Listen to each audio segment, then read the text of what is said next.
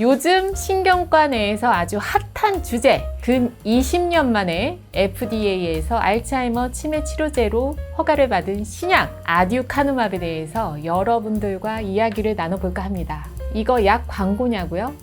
바이오젠 아직 연락 주지 마세요. 브레인튜브의 신경과 전문의 손유리입니다. 이 치매는 알츠하이머 치매, 혈관성 치매, 알코올성 치매, 전축두엽 치매, 루이소체 치매 여러 가지 종류의 치매가 있고 그 중에 가장 흔한 알츠하이머병은요.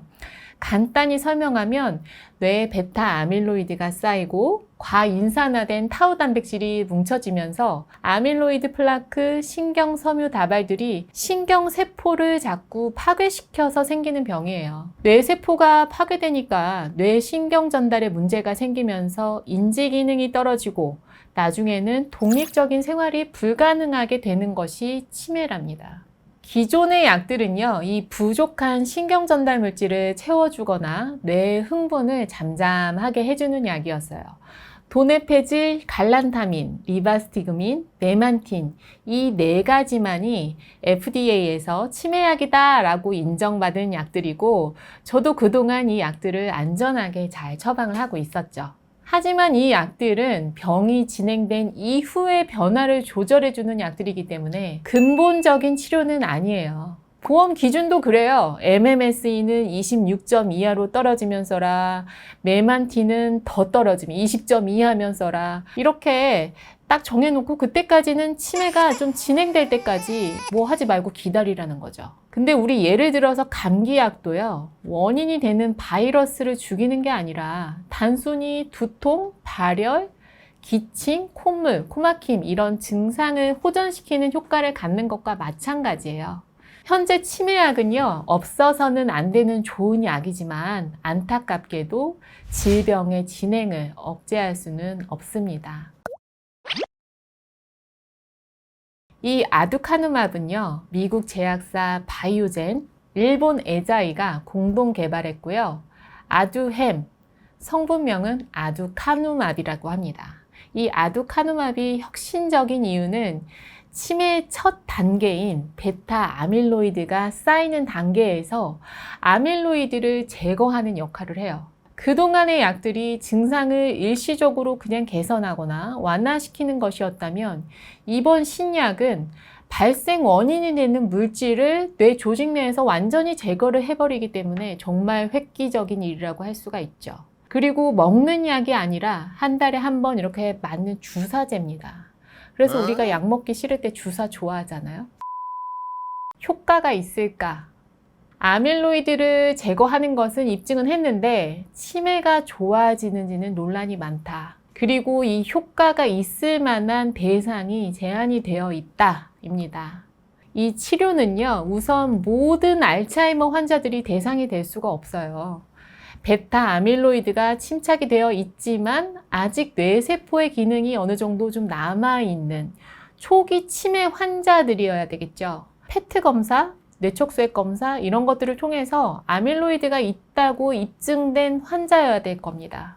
효과를 검증하기 위해서 두 가지 같은 디자인의 임상시험, 이멀지와 인게이지라는 시험을 했었는데 처음부터 정말 쉽지가 않았던 거죠. 심지어는 2019년 3월에 개발 중단을 발표한 적도 있어요. 마이클 보나소스 총괄은 역시 쉽지 않다. 알츠하이머 치료는 너무 복잡하고 신경과학에 대한 지식이 더 발전할 필요가 있다라고 하면서 한 발 뒤로 빼다가 6개월 후에 추가로 확인된 데이터를 분석해 보니까 이멀지라는 연구에서 예상과 달리 효과가 좀 있고 그래서 우리 빨리 FDA 신약 허가 신청을 하자라고 한 거죠. 그리고 이멀지, 인게이지 모두 뇌에서 아밀로이드 베타 지표가 감소함을 보여주었다고 합니다. 그러나 외부 전문가 자문위원회는 이 약의 유용성을 입증할 데이터가 부족하다고 판단을 해서 11명 정도 다 반대를 했었어요. 그럼에도 불구하고 FDA는 이 승인 후에 추가 연구를 너네가 해서 약 효과를 더 입증해보고 효과가 없으면 우리가 허가 취소할 수 있다라는 단서를 달면서 조건부 승인을 했습니다. 부작용은요, 아리아라고 하는 뇌 부종이 보일 수 있고 우리가 뇌를 눈으로 확인할 수 없으니까 별일 안 생겼는지 보려면 주기적으로 MRI를 할 수밖에 없어요. 그 외에는 두통, 설사, 알러지, 주사 부위 부종 같은 일반적인 부작용이 보고되어 있다고 하는데 시간이 지나면 예측하지 못한 다른 부작용이 나타날지 우리가 두 눈을 부릅뜨고 지켜봐야 되겠죠. 단점이 치명적입니다. 가격이 1년에 6,230만 원. 외제차 한 대네요. 그런데 게다가 검사를 하려면 대학병원 진료비, MRI, 페트 검사, 뇌척수액 검사 여러 가지를 해야 되니까 만만치는 않은 것 같습니다. 그래도 뭐 치매를 치료할 수 있다면야 많은 사람들이 할 것 같기는 해요. 논란이 되는 이유는요, 이 효과에 대한 의심이죠. 알츠하이머병의 완벽한 치료제가 아니라는 게 문제죠. 미국 존스 홉킨스 칼렙 알렉산더, 워싱턴 대학교 스컷 에머슨, 하버드의 아론 캐슬하임이라는 교수팀은요, 최근에 자마라는 저명 있는 학술지에서 논평을 발표하고 현재 아두카누마브의 승인을 뒷받침할 설득력 있는 근거가 없다라고 디스를 했고, 새로운 약물을 투여를 하더라도 기존의 치료제의 사용을 지속해야 되고 병의 진행 경과를 주기적으로 확인을 해야 됩니다. 하지만 우리 환자나 가족들 입장에서는요, 작은 효과라고 하더라도 승인해야 된다라고 요구를 하죠. 하지만 전문가들은 효과가 의심스러운 치료법을 승인하는 것은 너무 위험한 선례를 남길 수 있다며 경계를 하고 있습니다. 미국의 바이든 대통령이 78세래요. 승리 연설을 하면서 암, 알츠하이머, 당뇨를 위해서 투자를 아끼지 않고 개발에 매진을 하겠다고 해서 한껏 기대가 높았어요. 그래서 좀 급했나 싶기도 하고요. 아마 우리나라에 그런데 들어오려면 식약처 시판 허가 받아야 되죠. 건강보험공단에서 타당성 검토해야 되죠. 보험 적용할지 결정해야 되죠. 약가 협상해야 되죠.